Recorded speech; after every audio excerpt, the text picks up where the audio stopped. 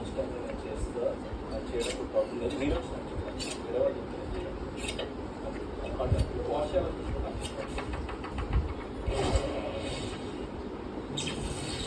ఉదయం 10:15 ఈ వారం బీబీ సూపర్ మార్కెట్కు వెళ్ళి రేషన్ పొందే సమయం ఆసన్నమైంది.